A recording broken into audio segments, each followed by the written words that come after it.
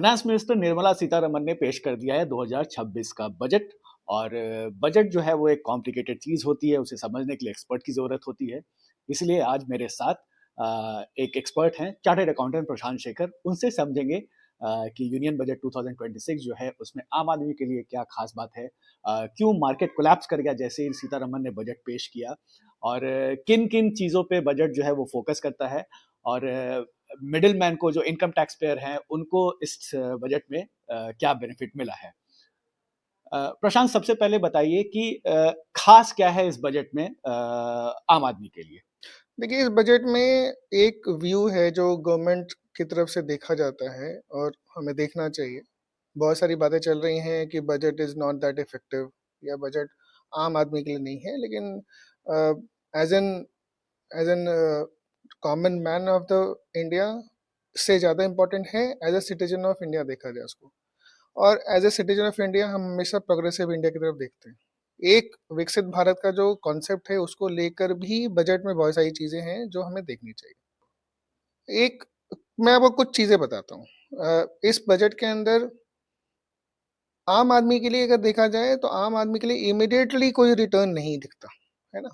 लेकिन अगर इसको फ्रॉम अ डेवलपमेंट पर्सपेक्टिव देखा जाए या फ्रॉम अ आम आदमी के लिए जो मेडिकल एड या सेगमेंट पर्सपेक्टिव देखा जाए, या आप उसको ऐसे समझें कि हमें कौन-कौन सी चीज़ें पे अभी फ़ोकस करनी चाहिए, आगे हम 5 साल में और ग्रो कर सकें।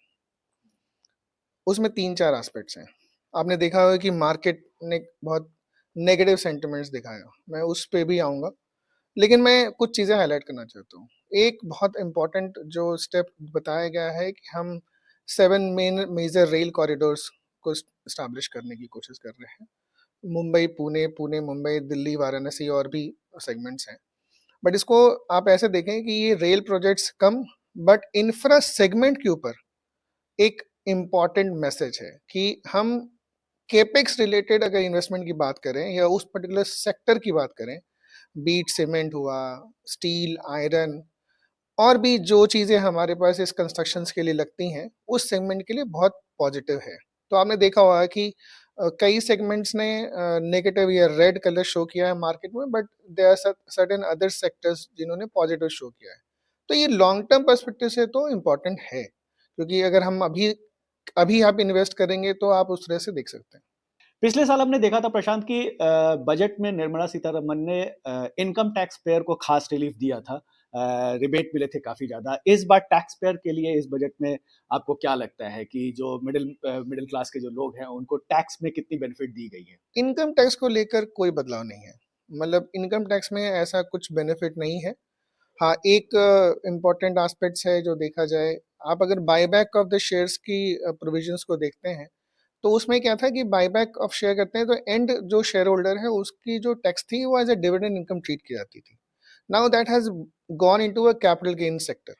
उससे जो इंडिविजुअल का टैक्स रेट है उसके ऊपर वो टैक्स होता था, अब वो कैपिटल गेन की तरह होगा, बीट लॉन्ग टर्म हो चाहे शॉर्ट टर्म हो, तो उससे थोड़ा बहुत बेनिफिट मिल सकता है। इसके अलावा इनकम टैक्स में उन्होंने टैक्सेशन पर्सपेक्टिव से कुछ सिंप्लीफाई नहीं किया है, बट उन्होंने ये ज़रूर किया है कि जो हमारी रिटर्न्स हैं, वो हमारी सिंप्लीफाई की जाएँगी, फॉर्म्स को सिंप्लीफाई किया जाएगा ताकि आम आदमी उसको पढ़ सके। रिवाइज़ रिटर्न्स की डेट को 3 महीने बढ़ाया गया। जो हम एक दिसंबर तक कर सकते थे, वो मार्च तक नेक्स्ट ईयर कर सकते हैं। तो इनकम टैक्स में आम आदमी को लेकर बहुत ज़्यादा चेंजेस नहीं है। आमतौर पे जब बजट अनाउंस होता है तो इलेक्शंस को भी कंसीडर किया जाता है। जैसे हमने पिछले साल देखा था कि जब चूँकि बिहार में इलेक्शंस थे तो बिहार को बहुत ज़्यादा बेनिफिट मिला था बजट से, चाहे वो मखाना बोर्ड का अनाउंसमेंट को लेकर के हो या फिर किसानों के लिए हो। तो इस बजट में चूँकि अभी आने वाले दिनों में बंगाल में, आसाम में, केरला में और तमिलनाडु में चुनाव होने वाले हैं, तो इन स्टेट्स के लिए क्या-क्या अनाउंसमेंट किया है सीतारमण ने? सो उसमें बहुत ज़्यादा नहीं है, बट अगर देखेंगे तो आसाम या नॉर्थ ईस्टर्न रीजन के अंदर हमारे पास कुछ बेनिफिट्स दिए गए हैं, but that is also long term benefits हैं, कोई इमीडिएट बेनिफिट्स नहीं है इसके तो अंदर। ये जो मार्केट जो कोलैप्स हुआ सीतारमण के बजट अनाउंस करने के बाद, उसके क्या रीज़न है और क्या आम आदमी को जो है वो ये मार्केट क्रैश से परेशान होने की ज़रूरत है? क्या एक पैनिक का माहौल बनेगा या फिर ये बस एक शॉर्ट टर्म फिनोमेना है और ये बहुत जल्द मार्केट जो है वो स्टेबल हो जाएगा? देखिए 2 तरीके से देखिए इसको, मार्केट ऊपर क्यों जा रहा था और मार्केट अचानक से टूटा क्यों? मार्केट ऊपर इसलिए जा रहा था क्योंकि आपने एक लॉन्ग टर्म पर्सपेक्टिव से एक बजट पेश करना शुरू किया। जो सबसे ज़्यादा इम्पैक्ट किया है और गवर्नमेंट की जो साइकी है उसको आप ऐसा समझिए कि government is showing intent, directly नहीं बताया गया है बट अगर इस इंटेंट को देखा जाए, तो उनका एक बहुत क्लियर पर्सपेक्टिव है, 3 तरीके से इसको आप देखेंगे। एक एसटीटी है, there is a security transaction tax, जब आप कोई भी शॉर्ट टर्म ट्रेड करते हैं तो उसपे एक टैक्स लगता है। फ्यूचर एंड ऑप्शंस को उन्होंने उसकी टैक्स लिमिट्स बढ़ाई हैं। देखिए उसके पीछे कारण है। रिटेल ट्रेडर्स जो है ना, वो अगर आप इसको स्टडी देखते हैं तो फ्यूचर और ऑप्शन में 94% 95% लॉस करते हैं। अब आम आदमी को बचाने के लिए उन्होंने उसको डिस्करेज करने के लिए एक तरीके से टैक्सेस बढ़ा दिए। तो चलो वो एक हो गया शॉर्ट टर्म पर्सपेक्टिव, जिस कारण से आप मार्केट में आप देख रहे होंगे कि भाई it has become hard and cruel for brokers, short term traders who are interacting in future and options. लेकिन इसको दूसरे तरीके से देखा जाए तो वहां पे तो उन्होंने नेगेटिव शो किया, जिस कारण से इमीडिएट वो एक, आपने देखा होगा सेंसेक्स 1000 पॉइंट से ज्यादा गिर गया, निफ्टी ने 500 पॉइंट्स की ड्रॉप किया, but it is a immediate reaction of the market, but I don't feel that market is going to be such volatile going forward, but it will recover.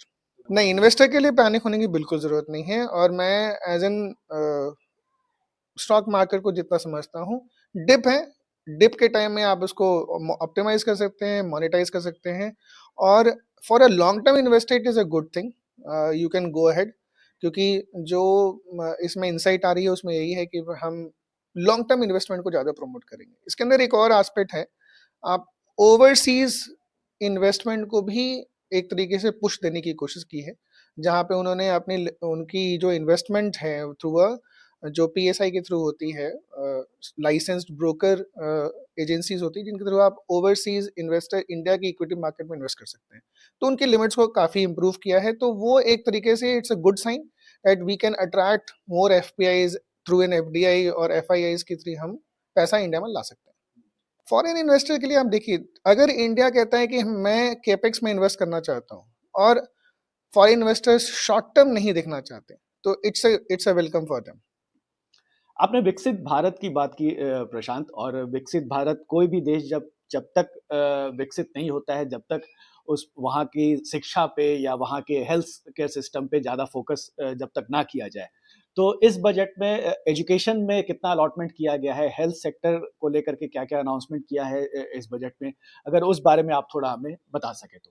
Health care में 2 important aspects मैं बताऊंगा, जिसमें they are 36 medicine जो critical drugs हैं उसके ऊपर उन्होंने duties को आई थिंक एग्जेम्प्ट किया है या खत्म कर दिया है, तो that's a good sign.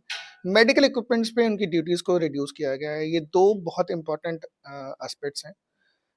Educations में अगर देखें, और सॉरी मेडिकल में देखें, तो आपने 3 और आयुर्वेद को लेकर भी उन्होंने एक तरीके से इनकरेजिंग स्टेटमेंट्स दिए हैं, जहाँ पे 3 डिफरेंट यूनिवर्सिटीज को भी स्टैब्लिश करने की बात की है, उस दिशा में काम करने के लिए बात की है, तो it's a good sign for the health perspective.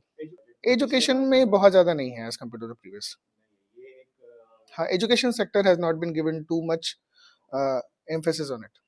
एक खास बात जो इस बजट में हमने देखा कि डिफेंस के ऊपर बहुत ज्यादा फोकस किया गया है, उसकी आपको क्या वजह लगती है? खास वजह आप देखिए, आज के दिन में जो जियोपॉलिटिकल सिचुएशंस हैं उसको आप दरकिनार नहीं कर सकते। रीसेंट हमारे जो नेबर्स हैं, if you see the situation in Bangladesh, Pakistan, be it China also, we are getting a disturbed issues in the eastern regions. So defence में तो हमें आगे अपने आप को इनकरेज करना ही है, उसमें there should not be any fall back. जब भी कोई आम आदमी बजट की तरफ देखता है तो उसका सबसे पहला जो पॉइंट रहता है वो ये कि क्या क्या चीज़ें महंगी हुई और क्या क्या चीज़ें सस्ती हुई हैं। तो उसको अगर आप थोड़ा सा एलैबोरेट कर पाएँ कि एक कॉमन मैन के लिए चीज़ें सस्ती क्या क्या हुई है और किन किन चीज़ों को खरीदने में हमारे जेब पे जो है वो भारी पड़ सकता है। एक वर्ड है सिन गुड्स, आप अगर देखें तो अल्कोहल सिगरेट्स महंगे कर दिए गए हैं। इट्स गुड फॉर पीपल कि उसको डिस्करेज किया जा रहा है। बाकी अगर मैं सस्ते की बात करें तो कंज्यूमर गुड्स में इलेक्ट्रॉनिक आइटम्स को सस्ता किया गया है, एलईडी है, एलसीडीज हैं या मोबाइल्स हैं। अब इसमें 2 एंगल हैं, आप उन कुछ चीज़ें जो सस्ती कही गई हैं उसका सिर्फ इमीडिएट इम्पैक्ट अभी की तरह रिटेल कंज्यूमर की तरह नहीं देखा जाए, उसको लॉन्ग टर्म पर्सपेक्टिव देखा जाएगा। आपने देखोगे सोलर रिन्यूएबल एनर्जी या ग्रीन एनर्जी हम बहुत प्रमोट कर रहे हैं। Government is having a huge subsidy and huge support on it कि भाई आप इन चीज़ों में आगे बढ़ें। सोलर पैनल को रिड्यूस प्राइस को सस्ता किया गया है, सोलर रिलेटेड और इक्विपमेंट को भी सस्ता किया गया है। इंडिया में मोबाइल मैन्युफैक्चरिंग असेंबलिंग को प्रमोट करने की कवायद चल रही है। आप देखोगे तो मोबाइल एक्सेसरीज या मोबाइल रिलेटेड पार्ट्स की ड्यूटीज को रिड्यूस कर दिया गया है। तो ये एक अच्छा स्टेप है टुवर्ड्स मैन्युफैक्चरिंग सेगमेंट। अपने आप को चाइना +1 बनाने के लिए अगर आप कुछ करना चाहते हैं तो एक तरीके से मैन्युफैक्चरिंग की we are there, we can get into it, उस दिशा में एक कदम तो है। Thank you.